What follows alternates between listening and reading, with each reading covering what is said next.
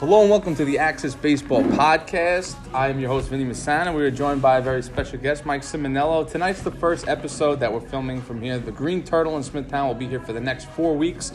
Very excited and really glad to have you join with us today. But first, we'd like to have a quick word from our sponsor. Tonight's podcast brought to you by Long Island Tutoring and Enrichment, helping students attain their dream schools and earn scholarships through one-on-one tutoring. Students who work with their elite staff of certified teachers see an average increase of 400 points on the SAT and 10-point increase in the ACT. Long Island Tutoring and Enrichment specializes in helping student athletes reach their target scores for their scholarships, family-owned and centrally located in Plainview. Call 877-609-PREP or visit longislandtutoringandenrichment.com. All right, Mike, so let's talk about the most recent news. I wanted to do an article at you, but I figured this would be even better. So just tell us about your experience with the college recruiting process and why you chose Seton Hall. Sure. So, the reason I chose Seton Hall was because I felt like it was the best fit for me, both baseball-wise and academically. I got to meet their entire staff, and I loved the guys there, and I got to meet some of the players. They all seemed like great guys, so the choice wasn't really that difficult on that end.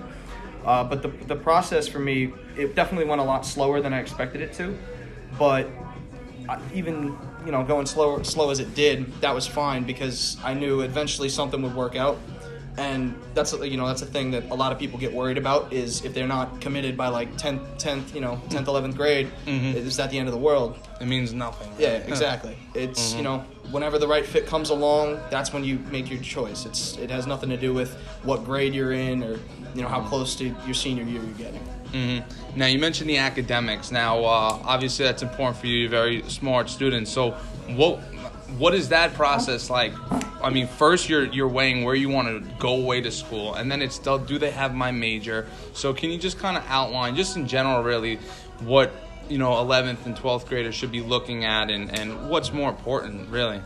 Well, it's different for everyone, but for me, it was look for academics first. If the school wasn't up to par with what I'm capable of academically, then I didn't brush it to the side, but I just put it at the bottom of my list, not at the top. I prioritized academics first. But I mean, it's different for everybody. So whatever your priority is, just go for that first, I'd say. And what is your major? So I'll probably be majoring in sports management. I'm not 100% sure yet, but I'll figure it out as we get along. And now, how about just the concept of staying in the Northeast? Obviously, you're from here, but was that a consideration? Was to like a lot of kids want to go down south or on the West Coast? Where was like the location in terms of your priority? So originally, I wanted to go down south, but when I got on campus at Seton Hall, I kind of just fell in love with it, and I visited twice, and both times I was just like, this is a home for me. I can definitely see this as being somewhere that I'm gonna be happy for the next 4 years. Yeah. And how about the coaching staff? That's always a factor. I feel like that people mention is that camaraderie or just that sense of rapport that you have with them. Yeah, right? For sure. The coaches there were great. I mean, the first time I met Coach Pappas he just seemed like a really great guy. We had a good first meeting. The next day, because we were still down in Diamond Nation with my brother, and I met Coach Pinkman, also a great guy. Had a great conversation with him, and then I got to meet Coach Shepard on my second visit with them, and they just all seemed like great guys to be around and to play for. Now, how about your experience with the Long Island Titans? We know how good that team is, a body armor. I think I watched you guys in June when Jack Carr was pitching at Diamond in the Pines. So, we all know that they're how talented that team usually is. But how about your experience in general with them? The guys I played with were great. I mean, they were guys that just wanted to be there and win every day. It was just fun to play with them.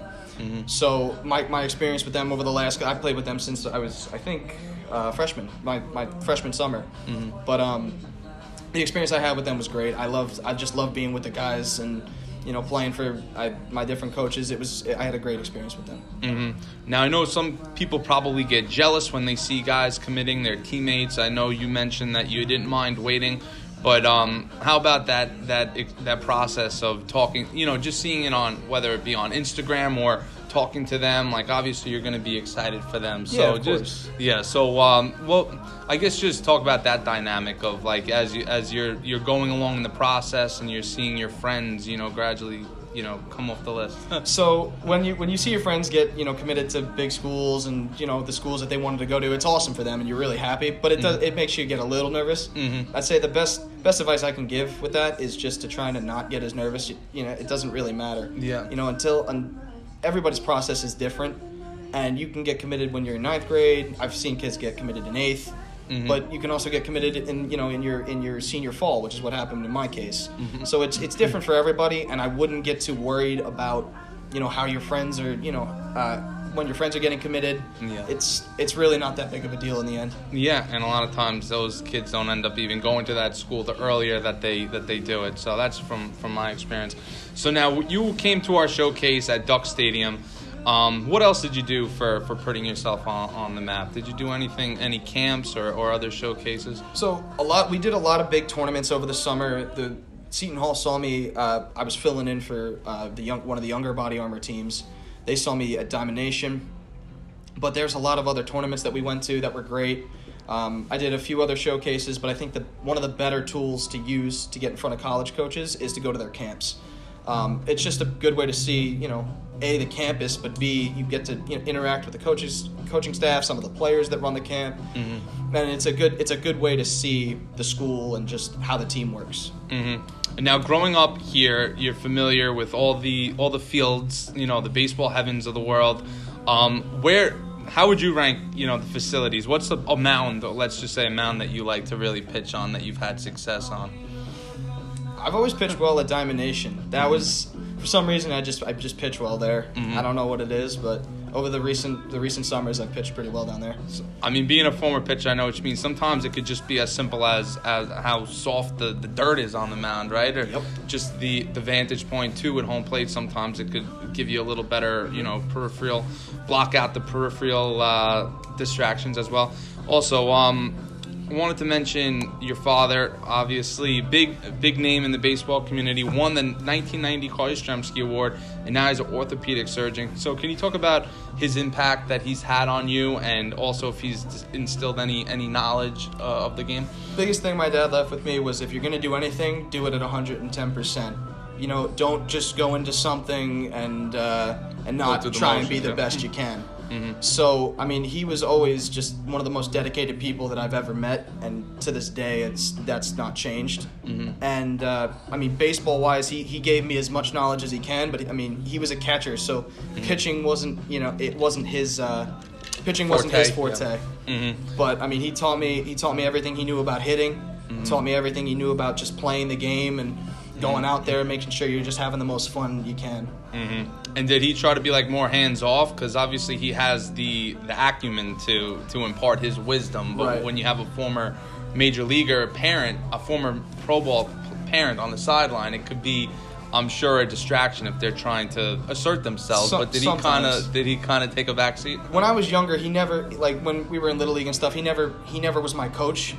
And he says, it's just because he couldn't really just focus on one person if he's coaching an entire team. Mm-hmm. So I was thankful for that. Yeah. And but whenever I'm pitching, he tries to get as far away as he can and still see me. That way he's not screaming and getting in my head too much. Mm-hmm. But yeah, he just wants the best for me in everything I do. Mm-hmm. And now Smithtown East pitching rotation, I've never seen anything like it. So can you tell our audience, just how star-studded it was last year? I think maybe out of that, 10 guys will play in college. Up and down that pitching staff was we had weapons after weapons. We had a really good pitching staff last year. We had a bunch of lefties. I think we only had 2 or 3 righties. We had a lefty-dominated staff, and we just had a bunch of guys that could really throw the ball. Mm-hmm. And what was the dynamic like? Were you guys, you feel like the competition improved you guys, brought out the best in you? For sure. This team, they were a band of brothers. Just the seniors that were on this team last year were just great guys. Mm-hmm. Still friends with all of them, and still talk to most of them. Mm-hmm. They're just a great bunch of guys, and I'm just happy to be able to play with them. Mm-hmm. And just touching on 2020 before we let you go here, Can you give us, a little insight on some of the impact players that Smithtown East has? Sure. I mean, we've got a bunch of guys returning. So we've got me, Jay Sharma, who's a really good left-handed pitcher. Mm-hmm. We've got Nick Grande, who's going to Charleston, who can really swing the bat. Mm-hmm. We've got a bunch of guys that can just do a lot of different things, and I think we're going to be a pretty good team this year. Mm-hmm. And, talking one more thing about the 2019 team, it seemed like you almost could have flipped a coin and decided who was going to pitch on a particular day. So was it difficult, just on the flip side of how exciting it was to have all that talent, was it sometimes difficult to prepare, not knowing really who was going to be the starting pitcher for a series? Sometimes. Mm-hmm. I mean, if we were given a day in advance, it was fine. We could definitely just go out and take care of business. And Coach Klee was very good about that. He let most of us know when we were pitching, and we took care of business. Mm-hmm. But a couple of my friends had some difficulty getting loose before games or getting loose to relieve. Mm-hmm. Just depending on what the situation was. And some of that could be the weather, too. I mean, it's not as easy to get loose when it's 40 degrees, right? That's not fun. What's your take on the weather in the Northeast? That's not a fair question. On when the season starts, would you prefer to have it pushed back? I think everyone would prefer it got pushed back, but it's probably better off that it is the way it is. That way we don't have to, we're not playing into our summers. Yeah. But the cold is in the beginning of the season. It's brutal, but we all get through it. Yeah, everyone's on the same plane with that. And last question before I let you go.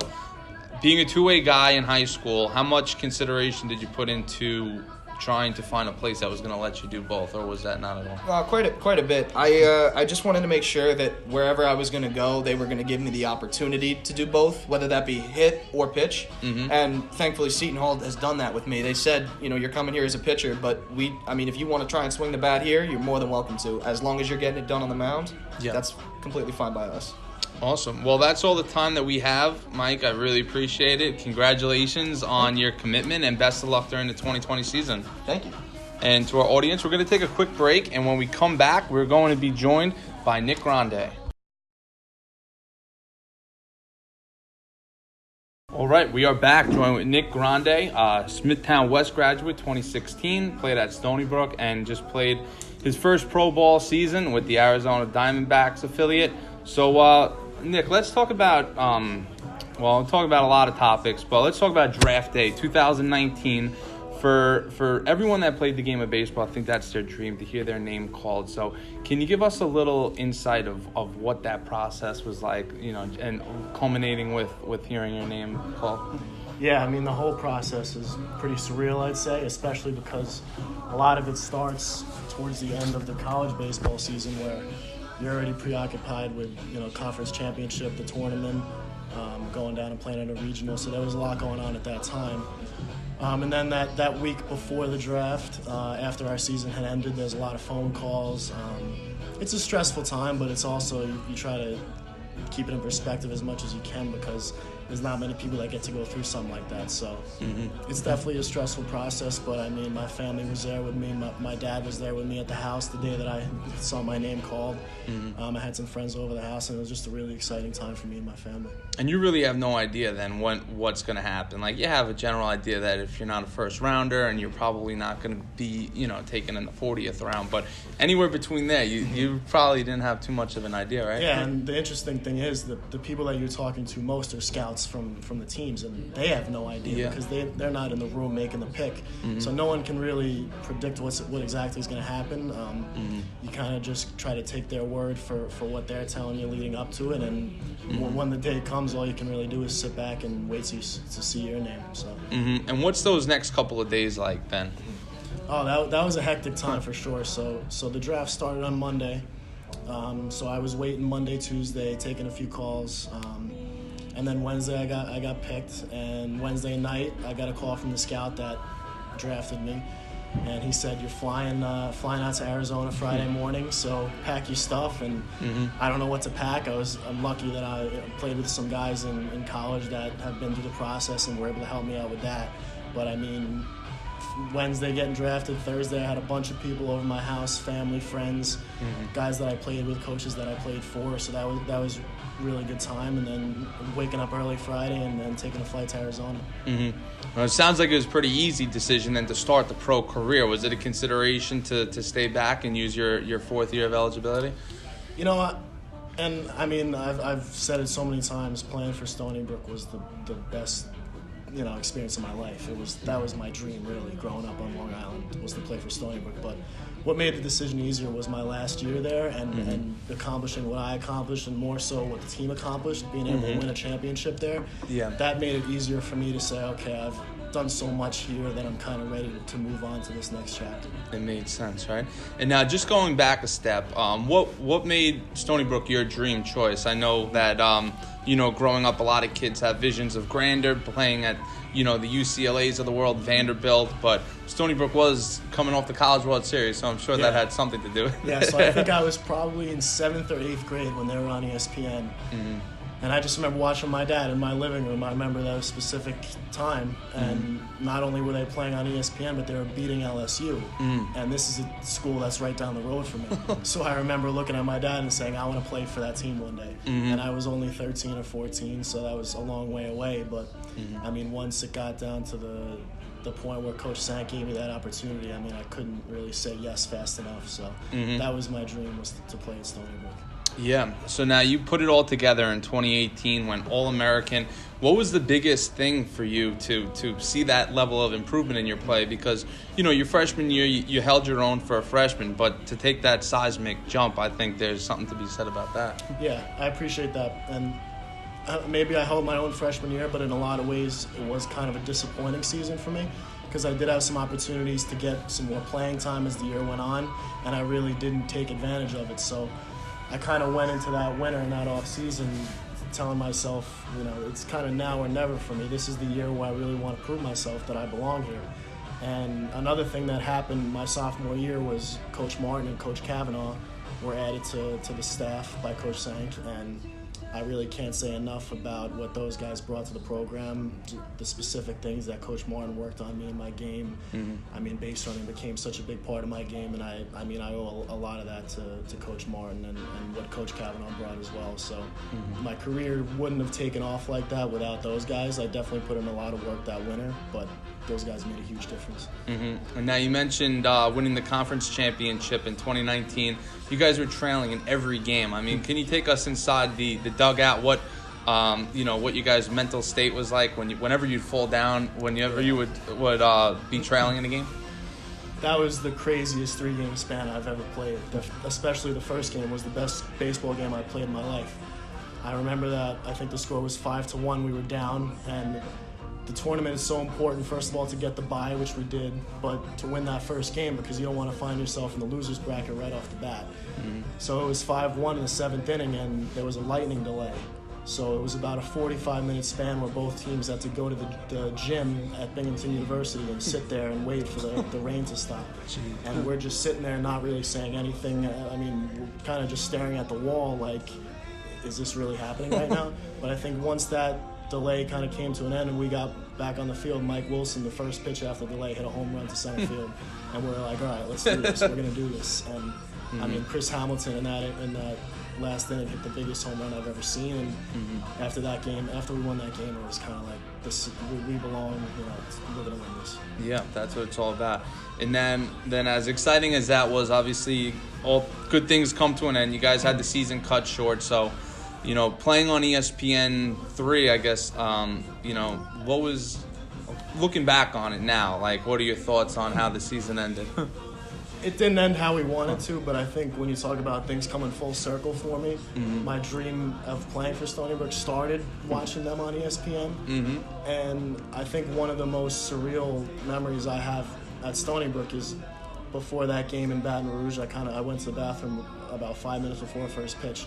And I remember just seeing myself in the mirror wearing the red Seawolf script, the same one that they were wearing when I was 13 years old watching them, and kind of just laughed at myself. So that was a tough weekend for us on the field, but it's an experience none of us will ever forget, and we're really proud to have made it that far. And one more question on the season. So you mentioned Mike Wilson hit the home run. Did you guys kind of not expect it, but did you ever talk with him when you got to the school about maybe both playing pro ball someday? I don't know. I think freshman year, that was kind of just so far in the future. I think the main thing for us when we got to school was we want to go to a regional. I think that's anybody's goal when they get to play college baseball, is to go and do that. And I think that, it's interesting, the senior class this past season would have been the first class in Stony Brook in a long time. I forget how many years, a long time, to not go to a regional. Mm-hmm. So to get that done for them and to have that experience, that's kind of what our goal was. Mm-hmm. Understood. So now you got to play the 2019 season in the minor leagues, and got to fulfill a dream that not a lot of people have in the grand scheme of things. And then you came to a decision recently. So can you talk a little bit about that? Yeah, it's been a tough couple months thinking about this, but I have a great support system. I have unbelievable parents that'll support me with whatever I do. And it kind of came down to the fact that I just don't have much left in the tank mentally or physically to go and do it again. And I think, like I've mentioned, playing for Stony Brook was my dream. Obviously getting drafted is everybody's dream, but playing for Stony Brook and doing what I was able to do there, that was what meant the most to me.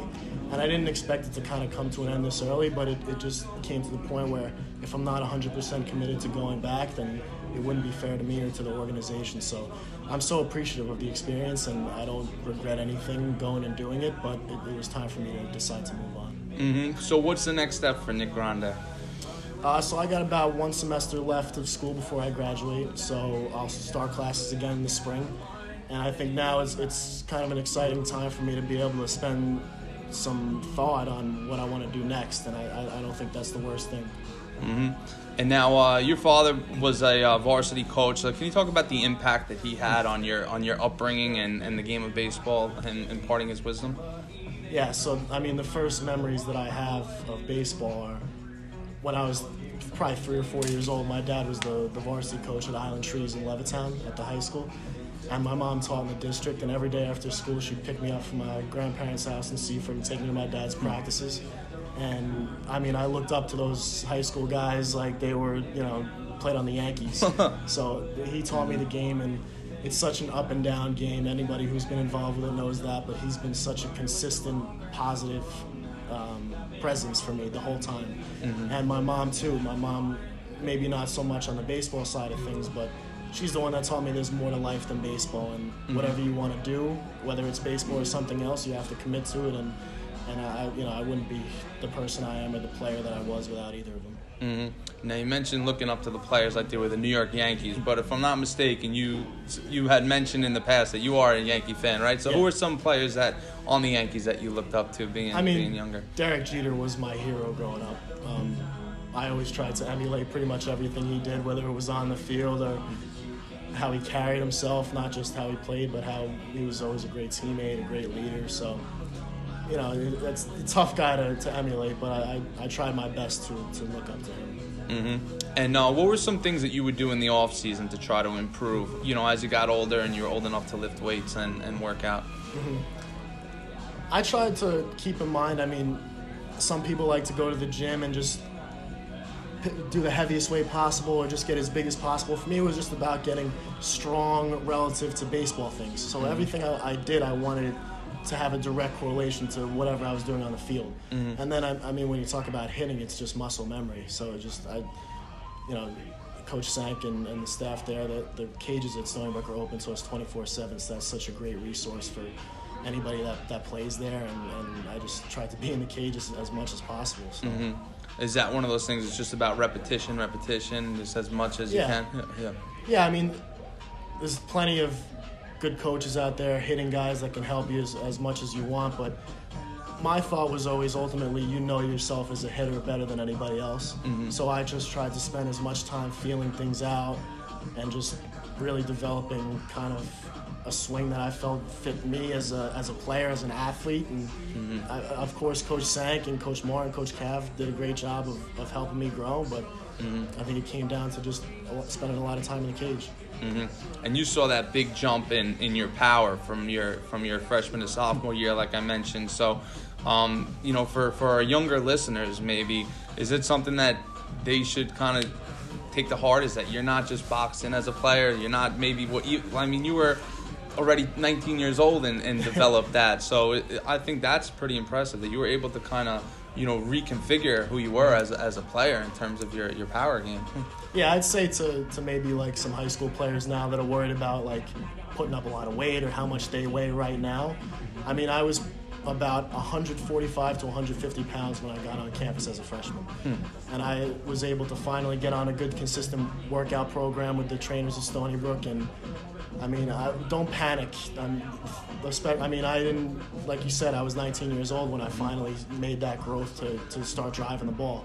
So just focus on getting better as a player, and stuff like that physically for a lot of guys will come eventually. And one more thing before we sign off here. Stony Brook obviously gets the opportunity to play all these great in great places. So where would you rank, the facilities that you had the opportunity to play at over the last 3 years? I'd say, as far as the game experience, going to LSU and playing that regional on a Friday night was, nothing really compares to that. But like you said, that's one of the best parts of playing in a program like Stony Brook. Coach Sank does such a great job with scheduling. I mean, we were able to play at Arkansas, University of Florida. Both of those teams, Florida was the defending champion, Arkansas was the runner-up. Yeah. I mean, those experiences, like, not just to develop yourself as a player, but as a team to help you down the line of the season, they're priceless. So, what's that atmosphere like, opening weekend or a regional? Is it like a palpable energy with the way the fan base is, the way they treat it? Yeah, you wouldn't think so because it's February when we're playing a lot of these games, but I remember at Arkansas, we played 3 games down there, and for 20 or however many innings it was, I think we played a doubleheader. The fans are into it from inning 1 to inning 9. I mean, that's their thing down there. Yeah. So it's just an awesome thing to experience, and we always competed. That's kind of Stony Brook. That's what we do at that program is we go down there and compete. We play there to win, not just to be there. And that was just an awesome experience for us. And then how about just a sense of feeling that you belong in those games, playing the reigning national champions? I'm sure that they looked at you guys as a pushover, but you guys have pride in yourself as Division I ball players. So what was the message like from the upperclassmen or from the coaching staff to not go there and to roll over? I think a good place to get confidence for those games is just looking at the program's history. I mean, we're known as beating LSU in LSU. And obviously those are different teams and there's new guys there now, but there's no reason not to think that you can do it. And I remember going that first game of Florida, we played, they're the number 1 team in the country, and we hit back-to-back home runs off Brady Singer, who was a first-round pick. We were leading in the 5th or 6th inning, and we didn't come out on top, but that's something that gives you confidence, especially going into your conference season, being like, all right, we went down and played these big schools. We can win this conference. And lastly, before we sign off here, 2020 Stony Brook season. Obviously, they're missing 2 draft picks from last year. They can't get back. But do you feel like the program is in good hands moving forward? As long as Coach Sang, Coach Martin, and Coach Kavanaugh are there, couldn't think of better hands to be in. And they got a guy in Chris Hamilton who I can't think of a better guy to be the leader in that locker room and to be the guy in that lineup. So they're in pretty good hands, I'd say. Awesome. Well, Nick, thank you very much for your time. I know it takes a lot of courage to say what you said and to hang them up at a young age, but it shows there's greener pastures, there's life beyond baseball. I think everybody has to realize that at some point. So credit to you, and thank you to Mike Ciminiello, our other guest tonight, and thank you to the nice folks here at the Greene Turtle for hosting our first edition of the Axcess Baseball Podcast.